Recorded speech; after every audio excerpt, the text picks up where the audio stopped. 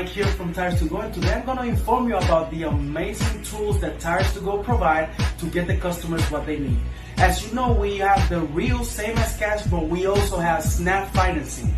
We use Snap pretty much to provide the customers the same equipment as they were buying cash on payments.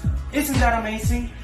Pretty much what we do, you come indoors, we get you the application right away, we'll get you approved, and we'll get you the safe, affordable tires that you need and pay it off in 3 months. Simple, easy, affordable. Why not come to Tires to Go, where you get the real same as cash?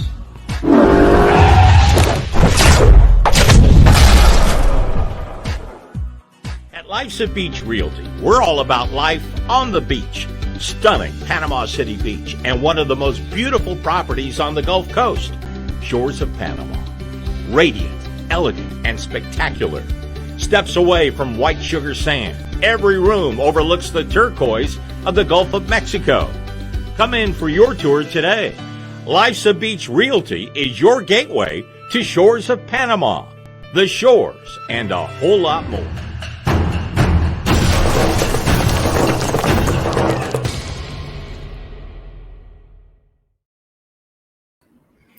What's up, everybody, and welcome back to another edition of Bucs Report, Sports Talk 49, live every Tuesday at 3:30. I'm your host, Blake Anthony, giving it to you. And as always, when you look at your watch and you see it's when you know it's 3:30, when you look at your watch, it's time to pick your phone and turn into Sports Talk. Today is going to be full and exciting today because we got two guests today.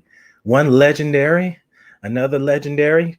One all the way from Pittsburgh, was here last week. Allison Koehler, and I got the legend, Mike Deeson, in the waiting room down here. But let's get through the preliminary process first, where I get these guys on here and we talk about all the topics today and what Mike Deeson has going on and what Allison has going on with camp and pads coming on and everything. So it's going to be a real exciting day. But before we get into all that, make sure you guys check out all the other great show here on Bucs Report. You got all these other shows here tonight.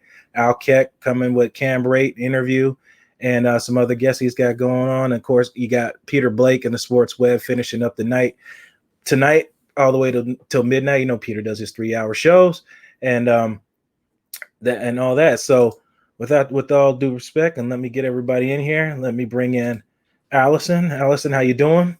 Good, man. How about yourself? Great. How are you? Swell. I am really swell. I said, well, we got a treat. From a duo, we went to a trio. So now we got Mr. Mike Deeson coming in here with his legendary status, 12-time Emmy-winning investigative reporter, owner of Deeson Media.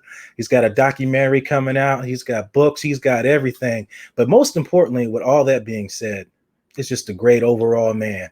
Let me just stop hyping it up and let him get him on the damn camera. Mr. Mike Deeson, there you go. How you doing, sir? Blake, how are you? Good to be with you. It's always great to be with you. You got to understand, Blake and I go way, way back, right? Yeah, we go way back to all the way smuggling in hot dogs in the football games. I want to hear that story.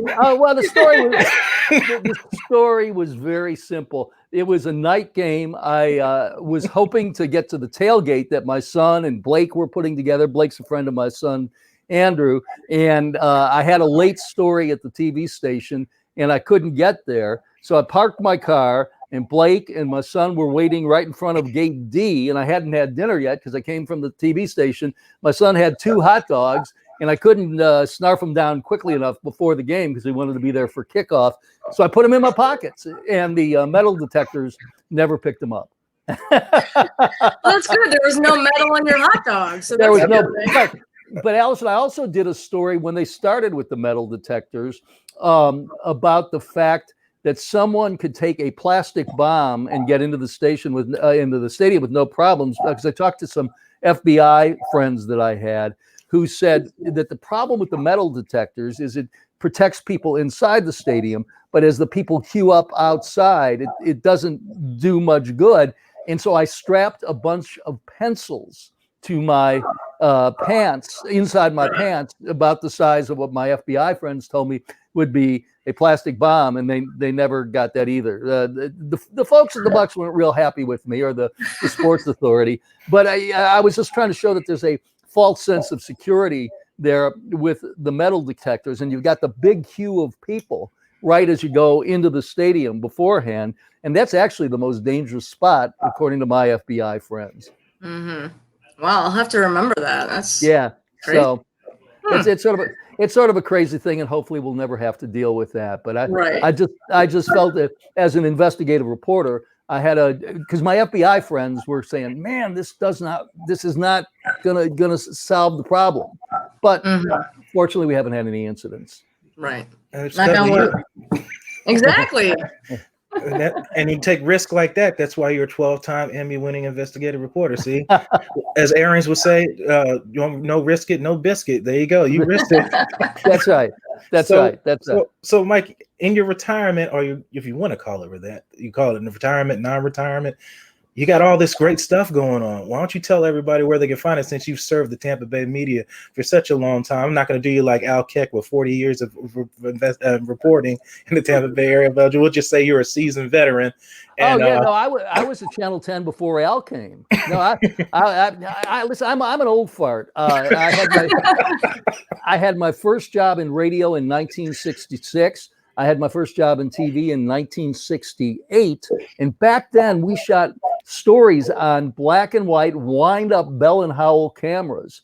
So I have been doing this a really long time. I have been blessed. I've been in the Tampa Bay area since the early 80s, and one of the things that I did in my sort of called retirement, when I stopped doing daily TV, is I wrote a book, and here I'll show it to you. It's called "Bad News for You is Good News for Me," and great title.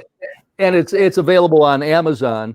But anyhow, there's a lot of stories in here, sports stories too. There's stories about the sale of the Bucs from August 25th, 1994, until the stadium opened.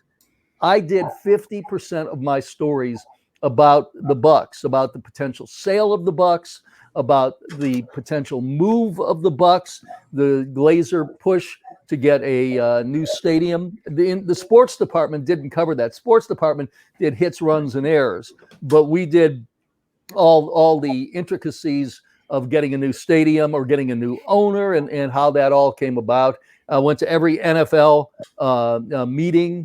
I went to place. I was in Cleveland, Chicago, all over the country, covering this stuff. And there's also stories in the book about the Rays and Vince Namoli's purchase of first the San Francisco Giants. We went out to San Francisco for the final 2 weeks of the baseball season after Namoli bought the Giants, and everybody thought that it was going to happen. As a matter of fact, people on the Giants were asking me, including Will Clark. Remember Will Clark, the all-star first baseman for them? Where's a good place to live in Tampa? What's it like? What are the restaurants? I mean, they all thought that the Giants were moving to Tampa. And as a matter of fact, on that final game at Candlestick Park, I was there. Two things stood out to me. One, there was a trio, an a cappella female trio that sang the national anthem. It was beautiful, but fans in the stand, many of whom had been season ticket holders forever, were sitting there, or standing there rather, with tears running down their eyes. It really was touching. Now, I was excited because we were getting the baseball team, but still in all. And then after the game was over, people sat there just because, as far as they knew, the Giants, that was the last game that the Giants were ever going to play in San Francisco. What happened was Major League Baseball would not allow the Giants to move. They found another owner, the guy who was the major stockholder of Safeway. And actually, they bought it for a lesser price than the Namoli had offered to buy the Giants. And then baseball, Namoli threatened to sue them with a thing I learned all about called tortious interference. It's a legal term meaning that some outside party has come and interfered with the financial deal. And baseball said, don't sue us, don't sue us. You'll eventually get a team. And Namoli went to file the suit. And baseball said, you know what? We think we're going to expand. And he had not filed that suit, I don't believe that we would have had the Rays here. And had the stadium not passed, I don't believe we would have the Bucs here. So, but those are some of the sports stories. Plus, I covered 5 Super Bowls. The best, of course, being the one in San Diego, where we sent 18 people out there to cover the game. After the game, it was just, well, there are a couple of really good stories there. The week was just wonderful. It was just a wonderful week being out in San Diego. And then after the game, I'm in the locker room doing interviews with everybody. And Brian Glazer comes up to me. And I mean, he's sky high. And he goes, and I'd covered them for so long. He goes, Mike, can an owner give a reporter a hug? I said, give me one, man. Give me one. It was just, and the other great thing is at the end of the game, in the fourth quarter, everybody who's going to go onto the field after the game had to assemble in the tunnel underneath. And the NFL provides, you've seen the photographers wear those stupid vests, various color vests. Well, everybody that night had a purple vest. I still have it. And we're waiting to go on the field. And Ron Jaworski, Jaws, was working for ABC and ESPN. And Jaworski goes down into the tunnel, and he's going to go onto the field. And the security guy goes, you don't have a vest on. You can't go down on the field. And Jaworski, who was really nice, he goes, look, man, I'm not trying to be a horrible person, but you understand ABC, ESPN has paid a lot of money to cover the game. When it ends, they expect me to be on the field, and they're going to toss it to me. And the guy goes, you don't have a purple vest. You can't go onto the field. So we're all assembled there watching this. And a VP from the NFL walks by, sees Jaworski, and he goes, Jaws, how you doing? He goes, well, we're having a little bit of a problem getting on the field. The guy from the NFL went nuts on this poor security guard. Do you know who this is? Do you know who this is? Let him on the field or leave right now. I will personally escort you out of here, blah, blah, blah. Jaworski got on the field, as did we all after the game. But that was without a doubt the best Super Bowl that I ever covered. And let me tell you one other Super Bowl story. The first Super Bowl here in Tampa was back in 1984 when the Redskins, who had won the year before, they beat Miami, played the Raiders. And I had a really good friend. I worked in Norfolk for 10 years before I came here. And I had a really good friend who was a sports producer. We had worked together in Norfolk. He was a sports producer for one of the Washington TV stations. And we went out to dinner one night between their early show and their late show. And we come back, and the NFL headquarters for the Skins was the Marriott up on West Shore Boulevard in Cyprus. They've gone to fancier digs these days. But anyway, we come back from dinner, and in the, I guess, gym area, it's not a really fancy gym area, there is John Riggins in a white suit like he's from Saturday Night Fever in the hot tub, passed out like this. And I said to my friend, I think the Skins are enjoying this a little bit too much. And they got killed by the Raiders. And now Riggins, to his credit, he was the leading rusher for the Skins, only one to score a touchdown, but he was sort of a professional drinker. The other guys, he passed out once with Sandra Day O'Connor at her feet at a big event in D.C. And he said something as he's lying on the floor, and Rick looked up at her and he said, "Lighten up, Sandy." My God. So anyway, those are my favorite. But there's all sorts of other Super Bowl stories in there, and of course investigative stories and different things like that. But there's a lot of sports stories because I was fortunate enough to, whenever there was a news angle to sports, I got to cover it. So it was great. So Mike, Tom Brady and Rob Gronkowski come here. Can you believe it that they're actually here? Do you believe that actually happened? You know, it is so ironic. I mean, it's so wonderful that they are here, but in the most unusual, bizarre circumstances. I mean, I've been a season ticket holder, as you know, since the ugly orange creamsicle days. But I am concerned that fans are not going to be able to be in the stands for the games. I have a very dear friend who was one of my fraternity brothers and college roommates that I did my first broadcast ever with in 1966. He has been the play-by-play guy of the Dallas Cowboys for almost 40 years. His name is Brad Sham. He is just terrific. And I also do a radio show myself on WMNF, and we had Brad on as a guest a couple of weeks ago. And I asked Brad, do you think we're going to have fans in the stands? He said, I think we will have football. I don't think we'll have fans in the stands. In Chicago this week just announced the Bears will not allow fans in the stands. The Raiders in Las Vegas. And I got my letter from the Bucs saying, well, we really don't know what we're doing yet. But it's going to, and I sit in the first 6 rows, which they're going to tarp off. So I guess we're going to be watching home games on TV, which I think since the stadium was open, I've missed 3 games. I missed Lawton Childs, the governor, died, and they sent me to Tallahassee. That I had to leave on a Sunday, so I didn't make that home game. It was against Pittsburgh. I missed on my 50th high school reunion, and there was the other game I missed was when the Rays won the pennant against the Red Sox, and it was a Sunday night game, and I was covering the Rays with the pennant drive, and I had tickets also, and I said to my son Andrew, you want to go to the Rays game? You want to go to the Bucs game? He said, I'm really torn. I said, we get to go to Bucs games all the time. The Rays do not get into a pennant fight every day of the week. So we chose to go to the Rays game that night against the Red Sox, which was just a thrilling game as well. So I've done the book. I'm also, I just finished, I started an investigative documentary company.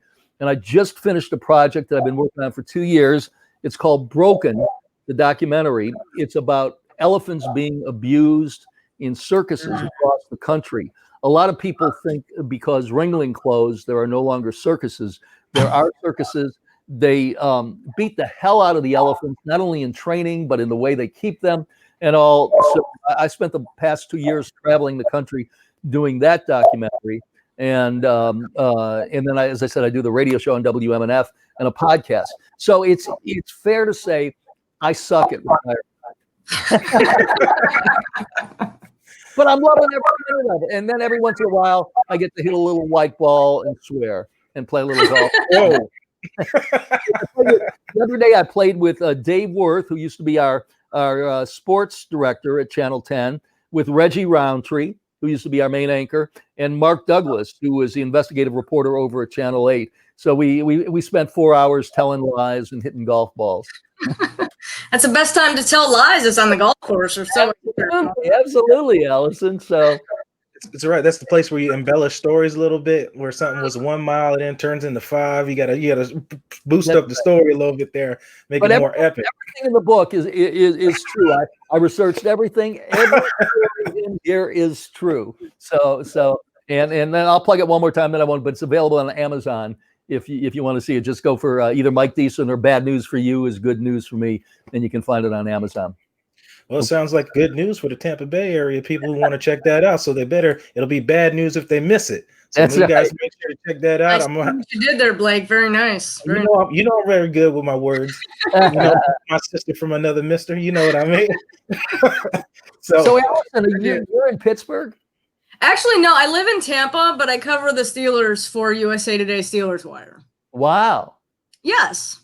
That must be fun. It is. Oh, it's great fun because I'm a Steelers fan. So even though I'm working, it doesn't really, as I'm sure most of your career has been, if you love it, you're not really, you don't really feel like you're ever working. I never worked a day in my life. Right. Exactly. Yep. Yeah. Did you get to go to the Super Bowl here with the Steelers and the Cardinals? Were you in the Tampa Bay area at that time? No. I actually was living in Detroit at the time, so I didn't didn't get to go. I was really bummed. Actually, I had just moved to Detroit when the Steelers and the Seahawks were playing from Ford Field, and Wow. I didn't get to go. I just didn't have, I couldn't afford it. But it was really great I went down there, as you'd mentioned, Media Week, during the Super Bowl week is super huge.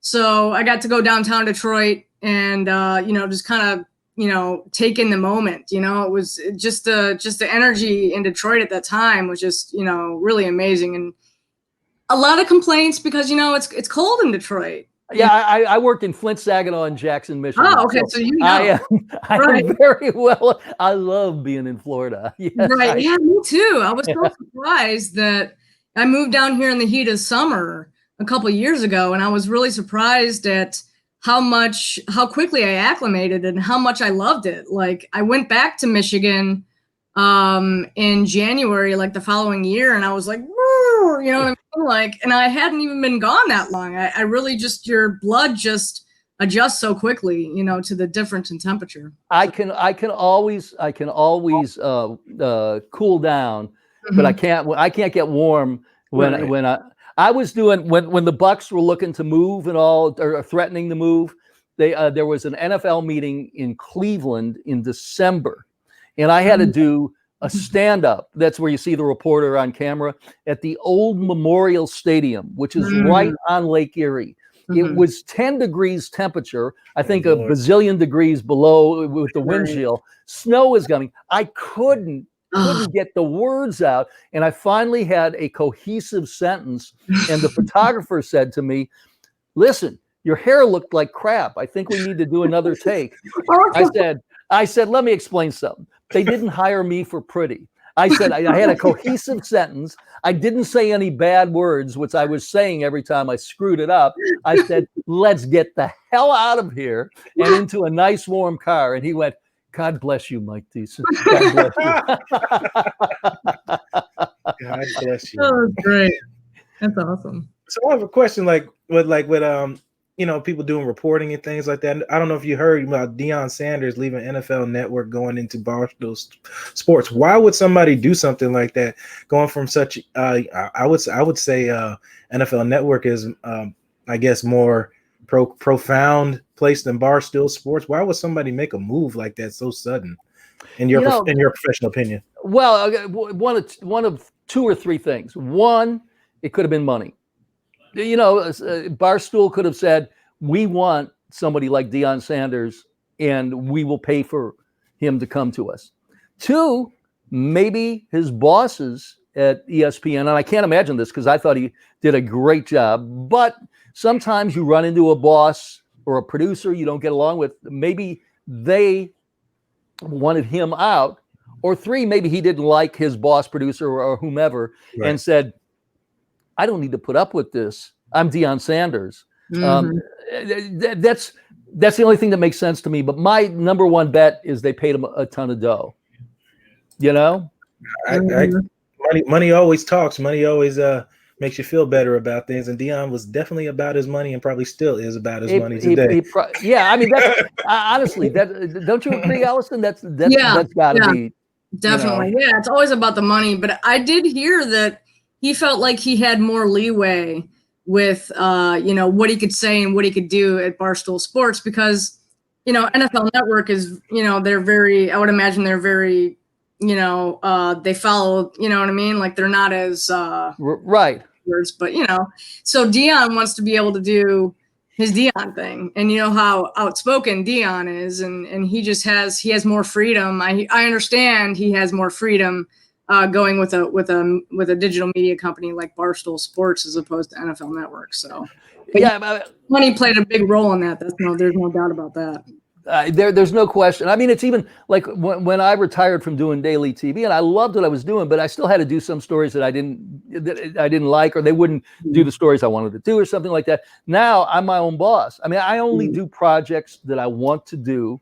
And it's and we had planned for it. Listen, I'm old. I'm going to be 72 this year, so it was time for me. But now I just do things I want to do and have a good time. I don't do it for the money, although I do insist on getting paid by my clients. Don't get me wrong. Absolutely.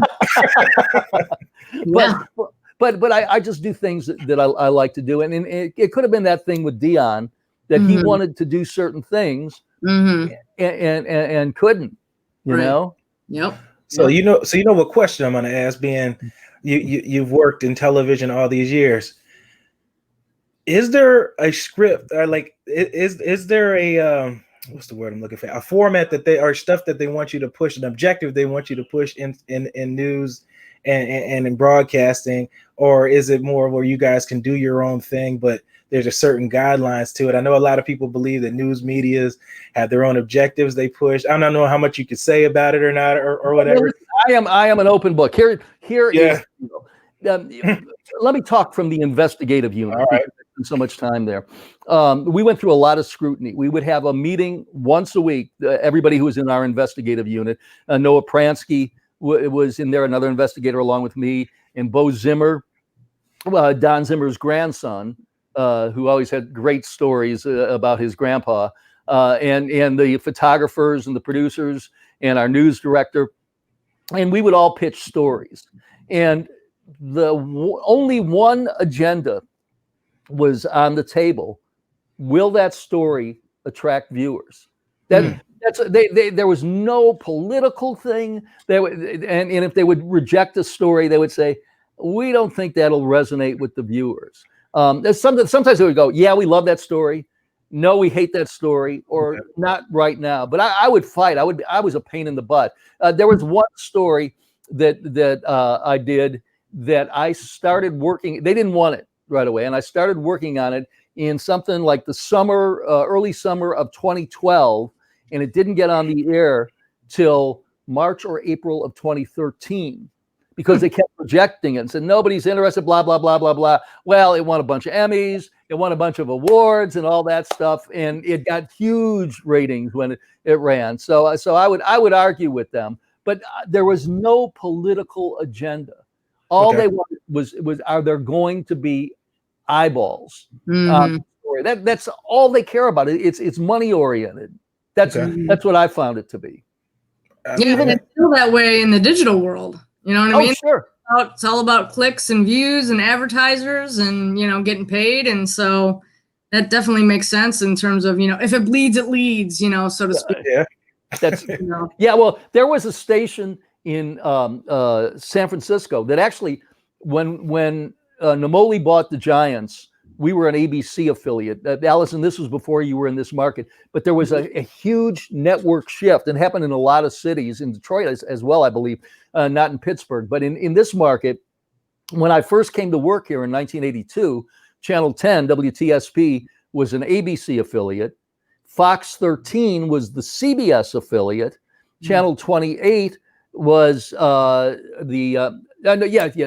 was the CBS affiliate, 28 was the Fox station, and 8 was the NBC affiliate, which they stayed. Somewhere in the 90s, everything switched. But when Namoli bought the Giants, we were still an ABC affiliate. And we worked out of a station in San Francisco for 2 weeks called KGO.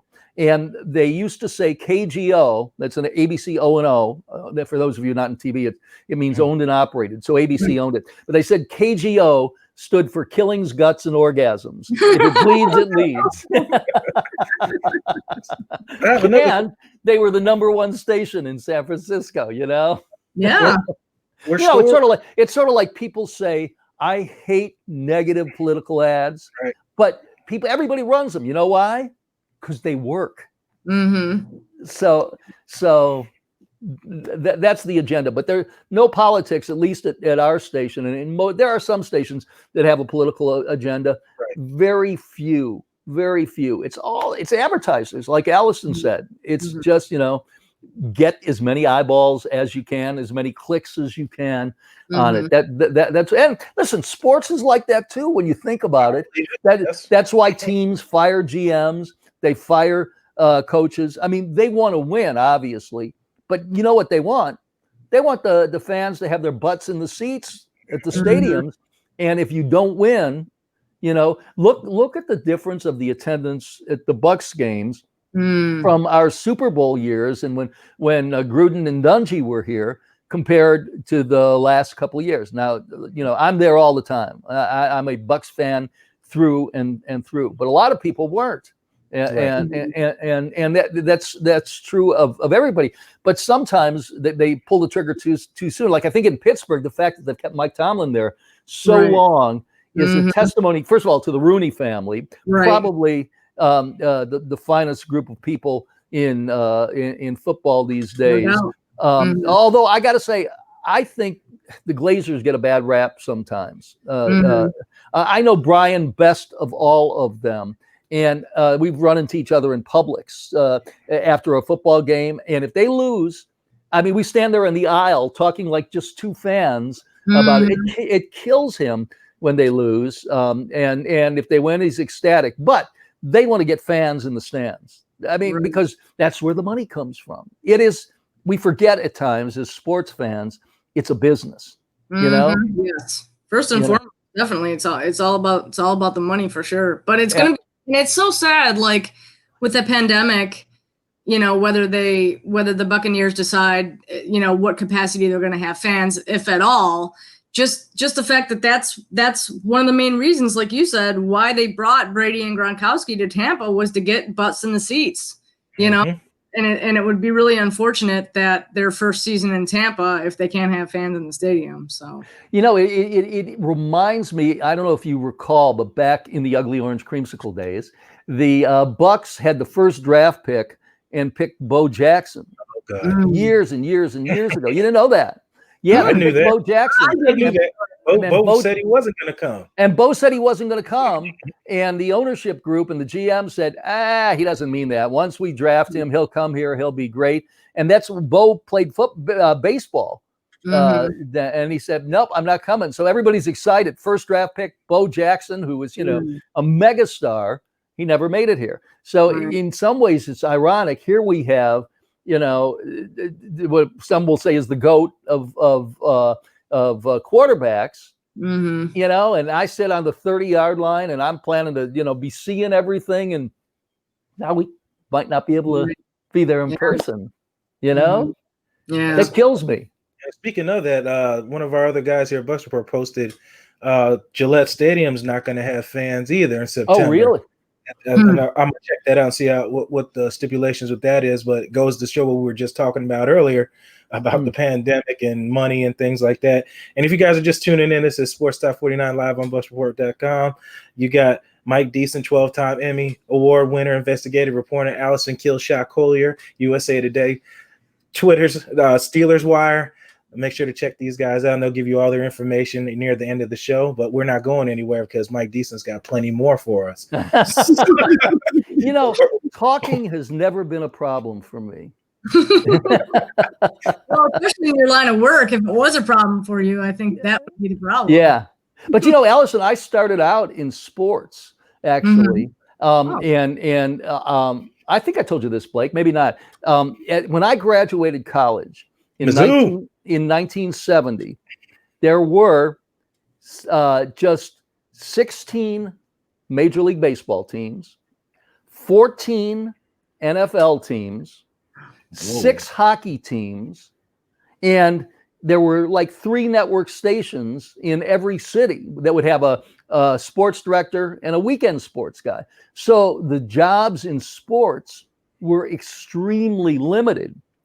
So I decided that I would make the switch from sports to news. But during my sports career, when I was in Jackson, Michigan, I figured this out when Tony Dungy got here. When I did the football games on the radio of the high schools in Jackson, Michigan, and I broadcast some of the games where Tony Dungy was the quarterback. I mean, I didn't remember this at the time, but where Tony Dungy was the quarterback of his high school team. I told him that later on when he was coach of the Bucs. And so I broadcast Tony Dungy when he was in Jackson, Michigan. Also, when I was there, I was at, Allison, you'd be familiar with Ypsilanti, Michigan, which is right outside of Ann Arbor. I did a football game with one of the Jackson high school teams, and the fog rolled in, and I couldn't see past the 40-yard line on either side of the field. So I got some high school kids and I said, here's the deal. You're going to be part of broadcast history. When it gets past the 40, after each play, you guys take turns, run up to the booth, whisper in my ear, like number 35, 5 yards up the middle. And then I'd recreate it, 35, because I could not see past the 40-yard line on either side.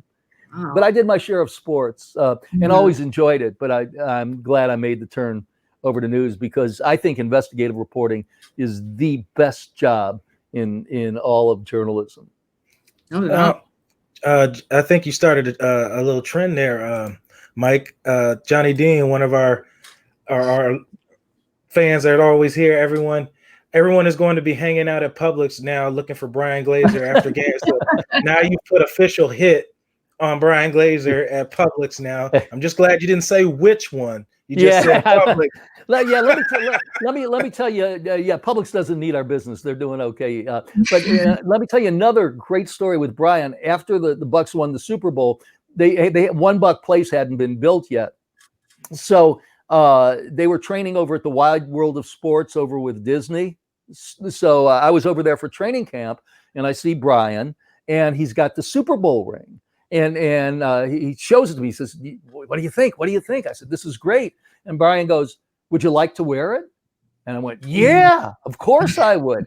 He takes it off his hand, gives it to me. He says, "Wear it for a couple of minutes. Come back and give it to me." He's a real person. You know. At least that's how I know him as a real person. And despite what people want to say, they really want to win. I really believe they want to be. I'm not trying to be a homer. I mean, I just know how these guys are, and I've seen them, you know.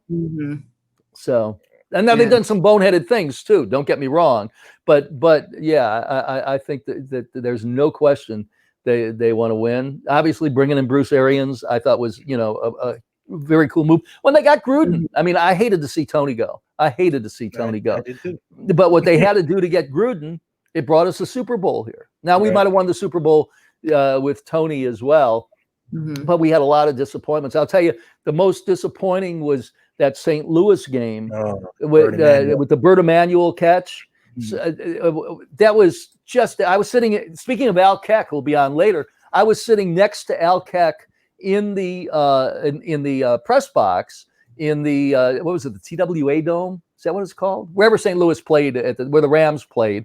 And, they're driving. They throw the pass to Emmanuel. And I turned to Al, and we both said to each other, "Hey, we're going to the Super Bowl. We're going to be going to Atlanta right after."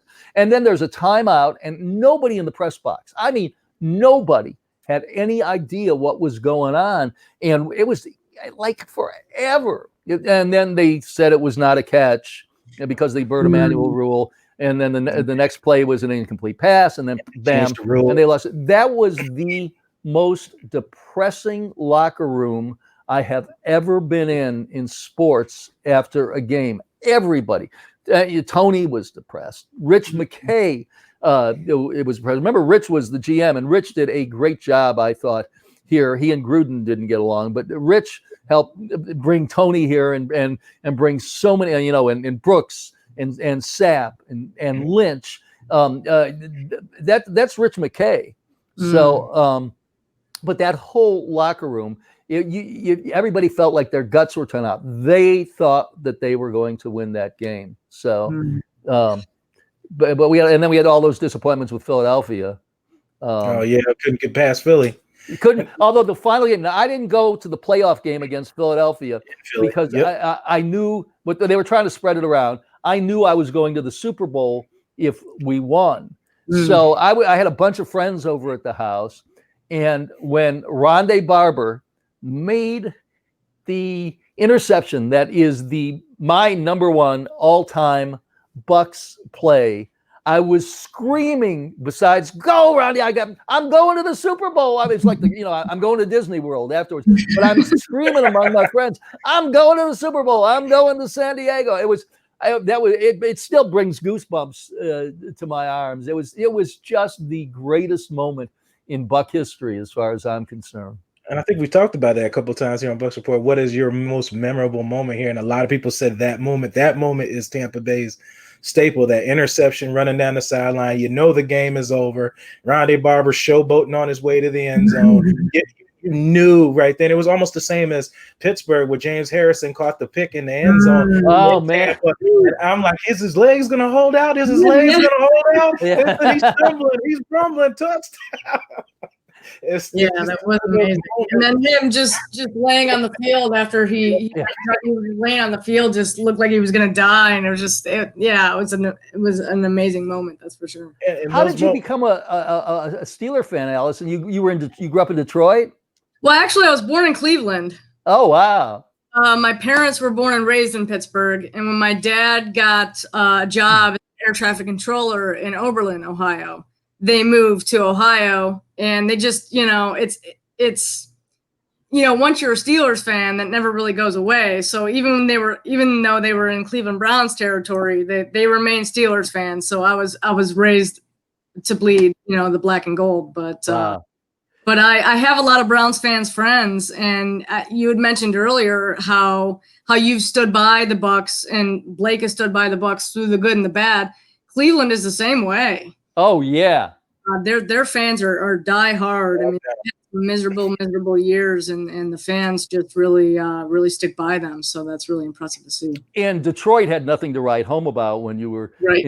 Well, when I was in Michigan, I'm trying to think when it was. It was the early 70s. Sometimes I was sports director. It's a radio TV station. I did radio and I did TV, and I was sports director of the TV station. And Joe Schmidt, who was a great linebacker with the Lions, but then was head coach. He was not a great head coach. And I remember beginning my sportscast every Monday night going, Joe, what the heck were you thinking yesterday when you did this bonehead play or that bonehead play? They were just terrible back then, Yeah, I feel a little bad for Matt Stafford. I mean, he's a pretty solid quarterback, and he just hasn't been on very good team.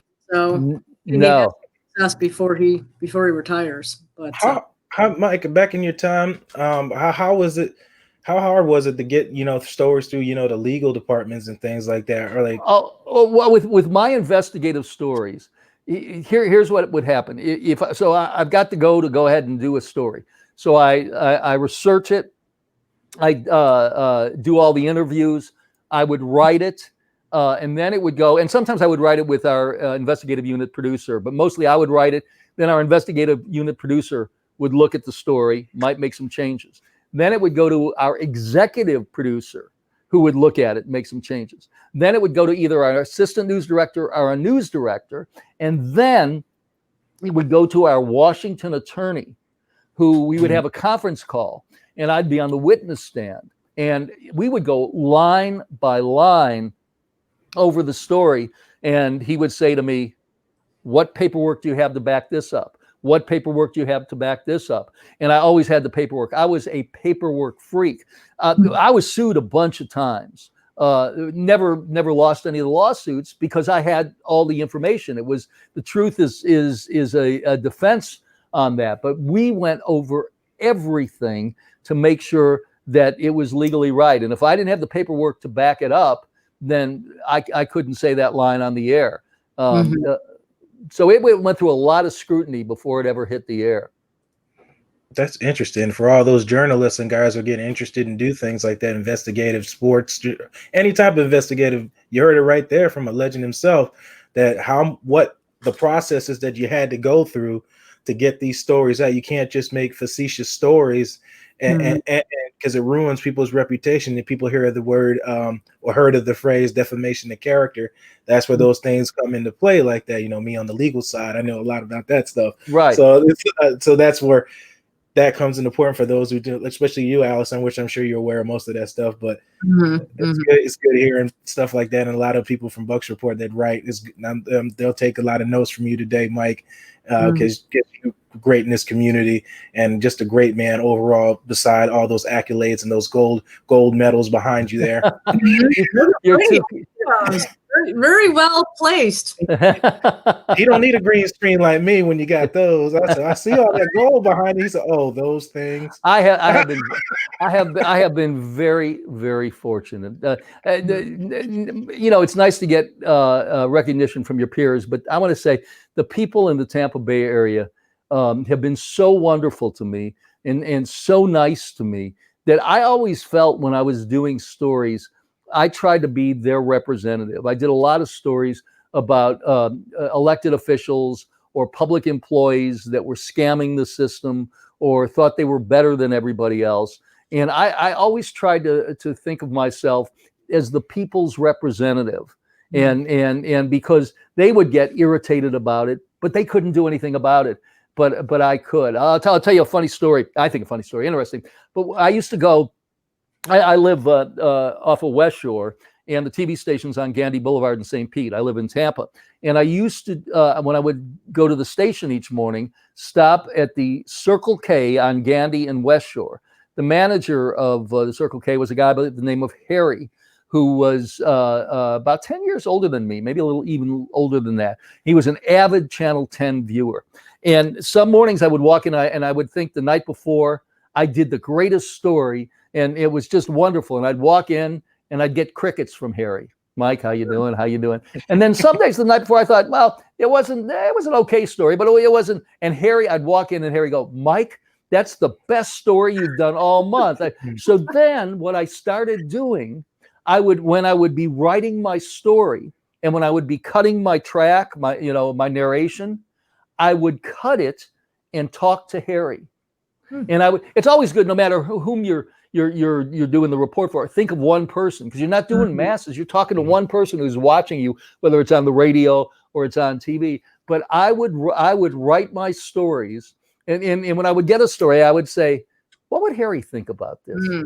And that's really, I did that all the time and tried to do the stories for Harry. He was a great guy. Unfortunately, passed away a couple of years ago. But his grandkids called me after he had died. He had retired, just to say how much they appreciated and he appreciated the friendship that we established at the Circle K.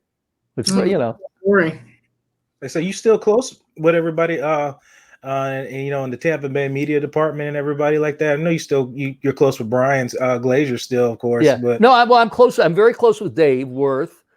We play golf together a lot. I'm close with Reggie Roundtree. We play golf together a lot. Mark Douglas, who's at 8 but used to be with us, is a good friend of mine. I still have some friends left at the station. There's been a lot. I've been gone almost 4 years. There's been a lot of change in that time. TV and radio and newspaper and online is a tough business.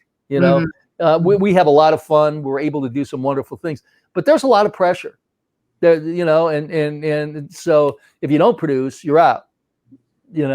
All of us, all three of us know that, right? Mm-hmm.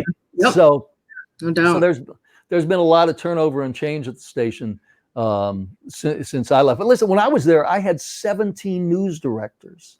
Wow. I was there 35 years, but 17 news directors. I used to tell the young kids at the station, after I had been there a while and I was the old fart, I would say, here's the deal. If you don't like the particular news director we have right now, do not get upset. Just keep your head low, because he'll be gone. Right. On the other hand, if you really like the news director we have at that point, don't get too close to him. He'll be gone. Right. Yeah. It's how it rolls, right? It's true. Yeah.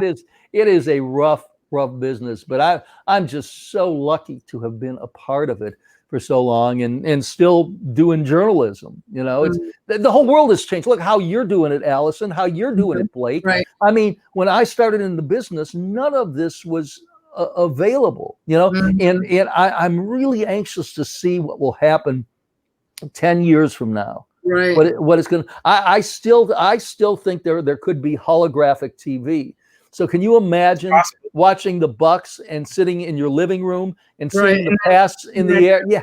Yeah. I mean, I don't know what's on the horizon, but I do know it won't be the same as it is today, but there'll always be a need for someone to write stories, to broadcast stories, whatever medium that they come through on, there'll always be a need, but it may not be anything that any of us have imagined, you know, right now. I mean, like I'm wearing an Apple Watch right now. Me too. When I was a kid, Dick Tracy. Dick Tracy would talk, and it's very funny. My 3-year-old grandson has seen me answer the phone on the watch. So when he's playing around, he'll take his wrist and he'll go, "I'm making a call right now." So it's pretty funny. So or like Inspector Gadget. Yeah, right, exactly. Gadget was doing that too. So yeah, that's how I grew up. You know what I mean? Yeah. So I just don't know. It's just we don't know what's in store for us, but it will be. That's the exciting part, right? It is. Say that. The unknown. Woo. Yeah. I have to go, guys. I'm sorry. It's been so much fun. Thank you for having me, Blake and Mike. It was really great to meet you. I sent you a LinkedIn. I accepted it today. So hopefully we can connect on LinkedIn and, you know. Maybe when all this is over, the three of us will get together and have adult beverages. That sounds wonderful. I am not beyond that. That is Me neither. For sure. All right. Thank you, guys. I have written some of my Emmy-winning pieces with Dr. Bombay Gin right by my side at home. Nice. That's the way to do it. All right. All right, guys. Thanks for having me on, Blake. Bye, Mike. Bye, Allison. And Mike, you talk about the changes in technology and things like that. Now, you know, I don't know if you know yet, we got Al Keck here, and he's on weekly, and so, he's got his own show on here tonight, which you were talking about Al Keck when Rondé Barber ran it back. I can send you the link to the show later on if you want to pop in there and show some love to Al. He's going to have Cameron Braid on tonight.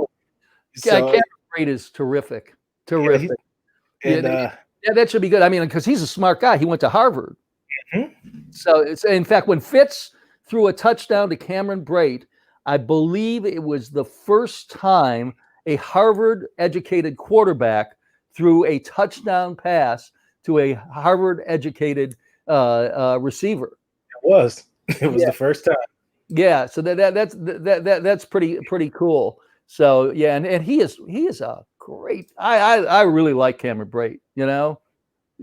Yeah, he reminds me of Dave Moore a little bit because Dave was a great tight end. You know, I always used to say it's third and Dave because Dave.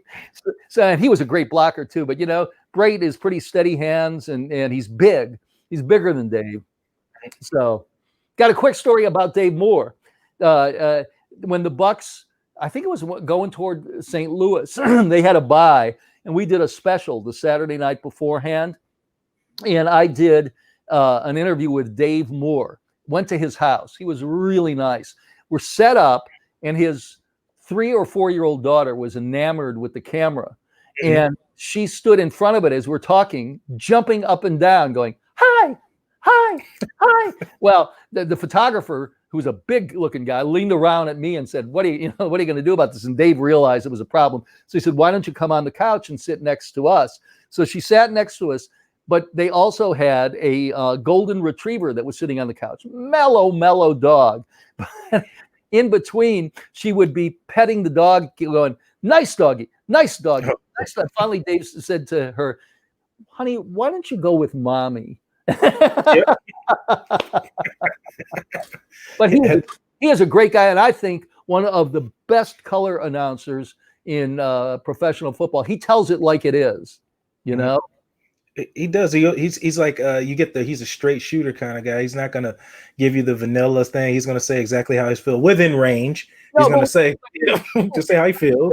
If somebody misses a block assignment, you know, he'll say they should have been right there. They missed that assignment. They were out of position. You know, I love listening to Dave. I do too, especially guys that played the game and can actually talk X's and O's. And those guys are important. And that's the stuff I really like getting into, to try to educate people on things. So because a lot of people don't know what certain things go on. They just know touchdowns, big plays, et cetera, which is fine. Right. Being a fan and you're rooting, but some people really want to understand what really happened, what's true, what's not true. And a lot of some people really want to educate themselves and get better. And that's why I feel I've taken a personal thing, like you said, to this area. Like I told you, I never grew up here, but I've done charity here. I've given to impoverished youth here. I've done the coronavirus relief fund with Feeding Tampa Bay here. That was awesome. They gave me a big shout out. I'll send you that too. It was pretty cool, man. I'd like to see that. Yeah. It was pretty cool. Being shout out, and I'm just a little guy, man. And by the way, your open looked terrific. That was big time. Yeah, I like that. That's all my creation. And I just want to show people that you don't have to be athletes and stuff to make a difference in the community. Just the small things that you do can help somebody else out that you don't know about. Most of us are blessed more than we deserve, and we forget that there are lots of people that haven't been as lucky. And I think we have to give back. I think it is imperative that we give back to this community. That's my thought, anyhow. It's the truth. It's a true thought. And I wish everybody could think that way if they have the opportunity to do that. Some people were blessed that didn't get hurt in this pandemic with losing their job and all that, losing their home and things like that. It's just terrible what's happened to that. People never thought that it would happen to them, and just bam, like your status can be taken. It just, I don't want to get biblical, but you can see that you were never truly empowered. You got things taken right away from you in a blink of an eye. So you just have to sit back and realize and take your blessings and things like that with where you are in your life and try to do the best that you can. Absolutely. Absolutely. Like I say, I have been blessed more than I deserve, and I never forget that. And the people have been wonderful to me here. I always want to be kind to anybody who comes up to me and said, I watched you, I enjoyed you. And, like I say, I'm a happy camper. I'm a lucky guy. Yeah, and you're working on your book, making movies, and you're doing all types of great stuff. Seems like you're more busier now than you were in show business. Yeah, in many ways, it's true. Yeah, I'm very excited about the documentary. It's been submitted to the Sundance Film Festival. We won't find out till December whether we get in or not. But I'm really proud of the work. It's like an hour and 20-minute film. It took 2 years to shoot. I was telling you beforehand, we have 1,200 video files, more than that.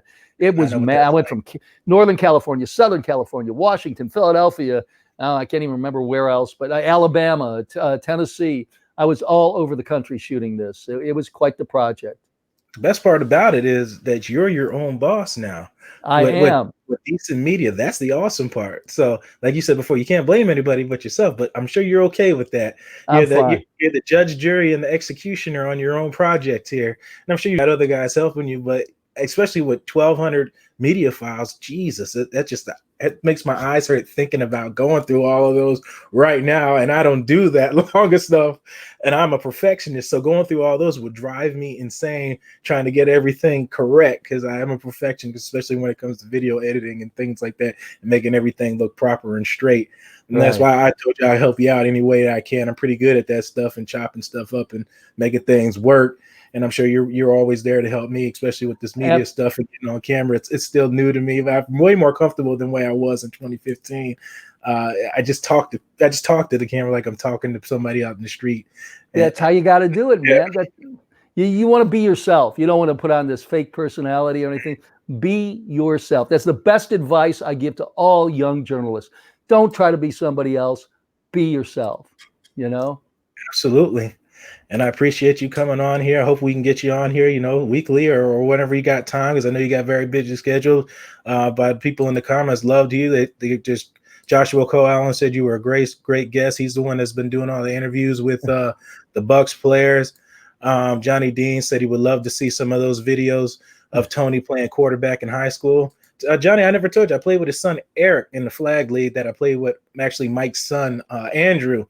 Eric played out there with us. He played wide receiver, and Eric was pretty good wide receiver out there. Looks just like Tony, just got braids in his head. But wow. He's a great athlete and a great guy, man. I don't expect anything less. Somebody coming from the Dungy tree. Yeah. Yeah. I mean, you got anything else you want to put out there, Mike? Anything else you want people to find your work at, and things like that? My website is MikeDeeson.com. Pretty clever. Duh. So I've got I've got a website. I'll plug the book one more time. Bad News for You is Good News for Me. It's on Amazon.com. And I hope you like it. I've had really good reviews. People seem to enjoy it. A lot of good stories about Tampa Bay sports, of course, the investigations, a little bit about the mob in Tampa Bay, all sorts of crazy stories. They have one chapter in there about porn in Tampa Bay that won an Emmy. The porn industry is huge here, and it took a long time to be able to get them to trust me to do the story. But there's all sorts of different stories in there, and I hope you pick it up and you'll like it. And go Bucs, man! I hope we get to see some Bucs games. I cannot wait to see Tom Brady unload to Gronk or Cameron Brate or Michael Evans. I just can't wait to see that happen. Absolutely. It's been a long time in misery and a lot of bad head coaches in the past, a lot of bad roster movements, free agency pickups. It's been a lot of misery. And for those fans that have been sitting there like yourself through all that pain and heartache and blowouts. As you have too. Yes, I have too. It's relieving to finally see some success. Well, like I said, I don't want to get ahead of myself. He hasn't thrown a pass yet. So when all that comes and you have success here and possibly be the first team to play in Tampa Bay, I mean a Super Bowl in your home stadium, we'll see if that happens. Since you said Buccaneers already have a first Harvard to Harvard connection, see if they can be the first to play in their own stadium in the Super Bowl. And again, everybody, if you don't know who this man is, it's Mike Deeson, 12-time Emmy-winning investigative reporter, owner of Deeson Media, has a book, Bad News for You, Good News for Him. Good for me. And check out his documentary on Broken about elephants being abused. Mom, if you're watching this, I know you're going to read that book because since I was a child, you have elephants everywhere. You love elephants. I even remember the elephant that in Alaska, there was an elephant in Alaska that did paintings, and my mom was so infatuated with that elephant. It was in Anchorage, Alaska, in the zoo. I have very, very vague memories, but they sold the artwork of that elephant that was painting in Alaska. I remember that still. Wow. Yep. So I know my mom will be very interested in checking that out because she has some medical issues. So she's been really stuck in the house with the whole COVID thing. I can't even really go see her because I don't want to put her in jeopardy. With me being out, I have to work and all that stuff. So I don't want to put her at risk. So I know she'll check that out. Mike, I loved having you on. Hey, Blake, thank you so much. We'll have to get together after away from the cameras and all that stuff. Yep. And thank you so much. It's great talking to you, man. This is a great guy. He's a hardworking guy. Hope you always listen to his show because he's top drawer. Oh, Lord, top drawer. Well, there's not much more above that. All right, Mike, I'll get you out of here, let you get about your day. I appreciate you coming on, and we'll catch you next time, hopefully. Thanks, Blake. Yep, have a good one. Bye-bye. Blessed. Mike Deeson, what can I say? Class act. Been in this community for, 35 plus years. Great guy, man. There's nothing much I can really say that, that he hasn't already said of all the stories. He told you where you can buy the book, where you can find everything like that. On his website, you can find his book at, I believe I have that down right here. Exactly. I know it's Deeson Media, MikeDeeson.com. Simple. Easily said earlier, MikeDeeson.com. Duh. It's that simple. You can find his book there, and you can find all that information on everything that he's got going on. And make sure to check out his documentary, Broken, by elephants being abused, and all the great work that he does. So I did have a couple of videos. I'll get to you guys and pop a video here. I had Devin White mic'd up at camp, and I want to get in that, but Mike Deeson was giving such great information, I just couldn't stop. So let me get you Devin White mic'd up at camp, and then we'll just wrap up the ending, and we'll just talk. Well, we'll get mic'd up by Devin White. We'll talk about the Rays and Lightning, and then we'll wrap it up, and I'll get you some of the questions. And while I take a drink, I'm going to play this video. Check this out. LB's on 3, 1, 2, 3. slow. Man, you crazy. Ain't no same time, man. You slow. Antoine, it slowed down for you yet? What's up? Come on, speed. The game, like A little bit. It's getting there. Yeah, the more practice, the better. Hey, that first, like, yeah. It'll slow. I'm gonna tell you, it's gonna slow down probably. You know, I'm gonna tell you, meet me at the trail ride. Meet me at the what? Trail ride. Trail ride. On the floor, to the beat, yeah, they playing my song, rocking all night. I like it.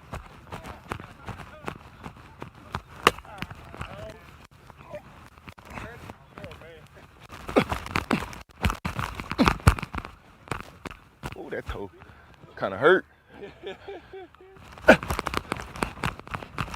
We gotta turn it up.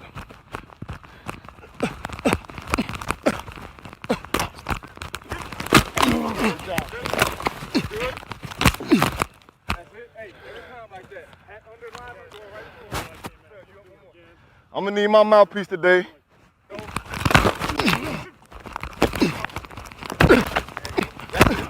Backers on 3. 1, 2, 3. Backers. Everything start with us. Be the leader, bro. Real talk. I'm trying to go Super Bowl. Y'all better start play action every time. Boy, I can't in that run game, boy. Real talk, boy. Best front seven in the league, boy. Make sure y'all talking. Make sure we talking.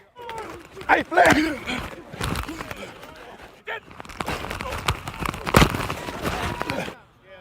Hey, man, don't play with me, boy. Play with me then. Hey, we gotta have a sense of urgency out there, though. We gotta run around when we coming on and off.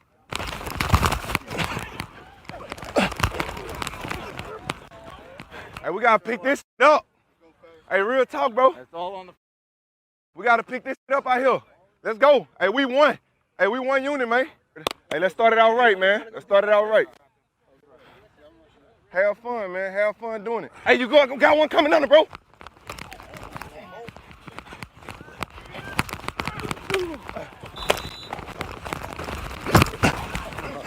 Oh.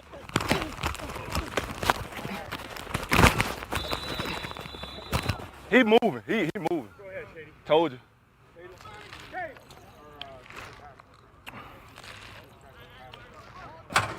Oh, work. Good work.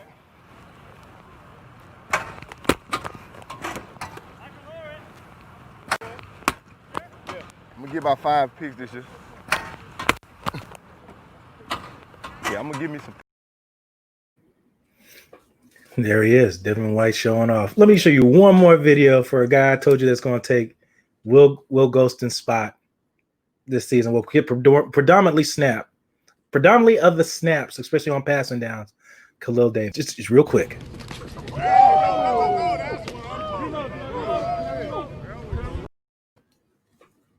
So I gotta say, you get a little taste. Khalil Davis had not much talent around him at Nebraska that season. He's going to get plenty of it here in Tampa Bay.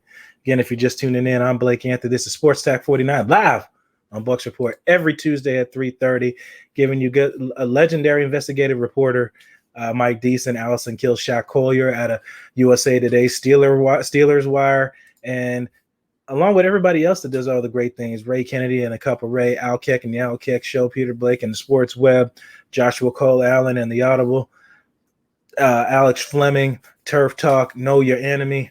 All these guys here on Bucs Report give it 120%, 365. We're on 7 days a week. You got something you need promoted, get with Keith Larson in our department, and we'll get with you and get your promotions and things like that. But we just love having you guys here. We love having you guys check out our shows. And like I said, I try to give great raw material to you guys all the time, and I try to give vanilla stuff to you. I'll be happy when September gets here so I can start breaking down tape. So I really got the remedy for Drew Brees this coming season, and hopefully the Tampa Bay Buccaneers hear me and they they do the same, because I'm sure they will. They get paid to do it, and I get paid to talk to you guys about it. Ooh, pardon me. But we'll end this as we always do. You're the master of everything. What you do with your life, what you do with it is entirely up to you. Thank you, guys. God bless. And fire those cannons.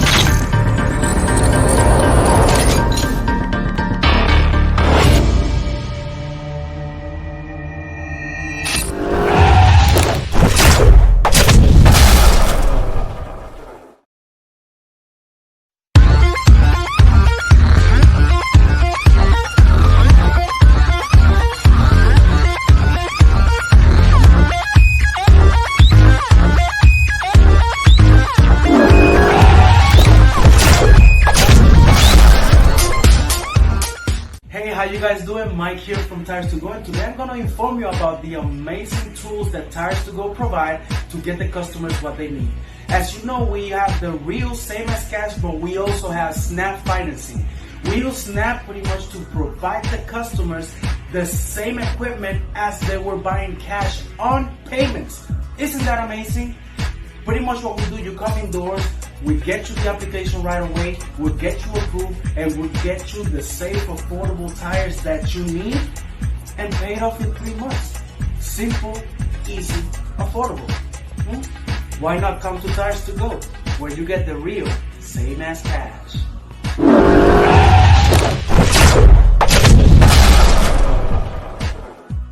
At Life's a Beach Realty, we're all about life on the beach. Stunning Panama City Beach and one of the most beautiful properties on the Gulf Coast, Shores of Panama. Radiant, elegant, and spectacular. Steps away from white sugar sand, every room overlooks the turquoise of the Gulf of Mexico. Come in for your tour today.